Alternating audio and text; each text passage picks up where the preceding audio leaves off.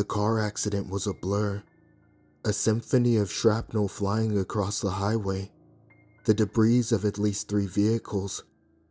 At the time, I didn't know who was at fault or what exactly happened. I just knew pain, immense, searing pain, all over. I was in and out of consciousness for a while, but I can put together a picture of the following hours, however murky. The moments I do remember will forever be etched into my memory. I first came to on a gurney in the hospital, rushing through a brightly lit hallway. There was some chatter about my condition, but none of it was promising. A simple but ominous sentiment from a nurse stuck out like a sore thumb and stayed with me until I was sprawled out in the operating room. This doesn't look good. Shaking on the table, I recall more bright lights, as well as the beeping of medical machinery on either side of me. Many doctors and nurses were at my side, scrambling to keep me alive. Though my mind was an utter mess, I do remember thinking that this was the end of my story. Between the intense injuries and the panicked doctors, I knew death was right around the corner, waiting to take me. My life didn't flash before me, and I didn't think of my loved ones left behind.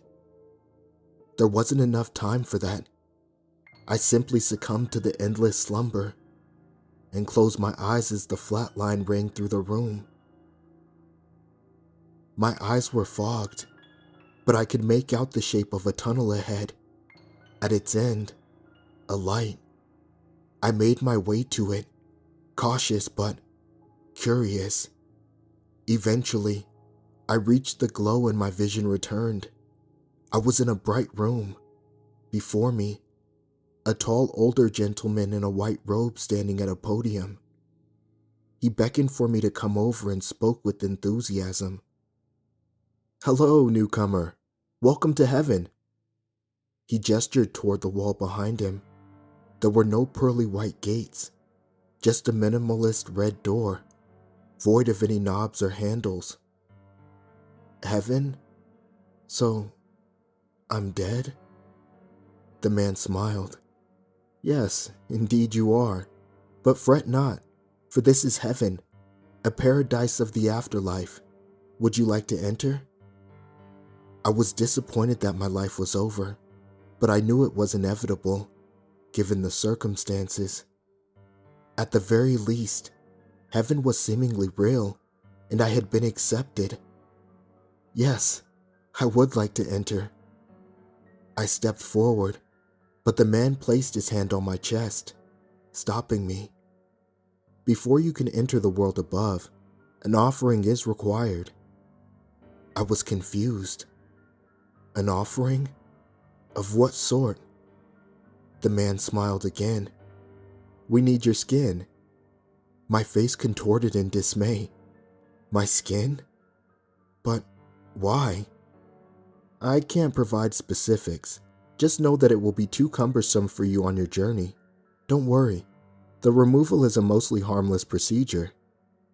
Mostly? The man removed a thin silver utensil from his robe and grabbed my forearm. He began carving, to which I pulled away. "I'm not removing your skin. That's above my pay grade. I'm just marking you for our records. I have to dig deep enough to engrave your muscle tissue. Please don't move." I reluctantly allowed him to continue. The pain was severe, but it was nothing compared to the injuries I sustained in the accident. When it was over, I looked down to see a string of unrecognizable characters, along with the numbers that made up my birthday. 03/04/1991. The man pushed the red door open and stepped aside, motioning for me to enter. I asked one more question before progressing. "Are you an angel?" The man pondered for a moment before replying. "I prefer celestial overseer, but if that term suits you, then yes, I am an angel." He motioned again for me to enter. Though not completely satisfied with his answer, I obliged. The door was swiftly shut behind me, leaving me to survey the area. It was a room, similar to the previous, only void of anything other than myself. I was confused as I walked to its center. Was heaven a plain white room? Was something supposed to happen? Just as I was about to go back to the red door, the unthinkable happened. I was launched upward at a great speed. If I had to guess, my velocity was akin to that of a meteor hurtling through deep space before meeting Earth's skies. In a matter of moments, I began burning up, a blue flame filling my field of view before turning orange, then red. As my speed increased, so too did the pain. It was like I was in the hospital again, dying of irreparable damage. What was happening? Was I reliving the pain of my death? My ascent continued, and with it, a deadly realization. I wasn't just burning. With great difficulty, I was able to tilt my head and gaze upon myself. My skin was peeling. I watched in horror as it left my body completely, slipping into the great white abyss below. All that was left was my muscle tissue. Soon after, the flame subsided, and my motion slowed. Steam surrounded me as I landed in a new location. Though experiencing an insurmountable burning sensation, I was still conscious and aware. Alive, if you could even call it that. It was hard to focus on anything but the sharp sting enveloping me, but I was able to comprehend my whereabouts. It was an endless white void. Within it, a plethora of bodies scattered about, skinless humanoid forms writhing in pain, covered only in red connective tissue, much like my own. They left blood trails as they crawled and slid across the white floor. My knees quickly gave out, and I too laid down in agony, unable to fight the anguish any longer. I desperately crawled to the nearest individual and spoke with what little energy I had left. What is this? Is this supposed to be heaven? Why did they take our skin? The grotesque red face of a person looked up at me and cried. They wear it. A shiver danced across the length of my spine. What? Who wears it? Before I could receive a response, an electric shock filled my body and jolted me awake. I was once again in the hospital on the operating table, somehow living, albeit barely. I tried to stay afloat, but I wound up drifting away into the bliss of a painless sleep. I awoke in a bed, bandaged up from head to toe. My injuries still stung, but not quite as much as before. A nurse assured me that I was okay, and very lucky to be alive. Recalling my experience and unable to see most of my body, I had to ask her, "My skin, do I still have my skin?" She chuckled. "Of course you do. Some of it will be scarred, but rest assured, it's still there." I sighed in relief, knowing my trip to heaven was just a strange, medicine and shock-induced nightmare. Thank goodness. It wasn't until a few weeks later, when I was finally able to go home, that I would discover something terrible about my wounds.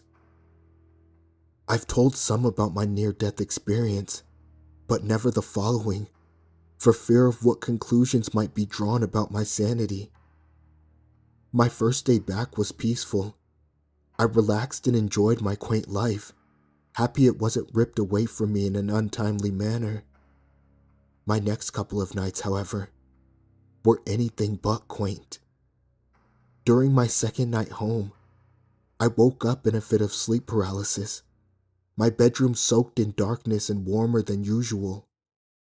There, standing at the foot of my bed, dimly lit by a sliver of moonlight coming through the window, was the tall man from heaven. His plain stoic expression was broken up only by the occasional grin, a malevolent smile that made my skin crawl beneath the blankets. The spike in adrenaline was not enough for me to break free of my chemical restraints. I was forced to endure his presence and watch in terror as he walked to my side and spoke. It wasn't always this way, you know.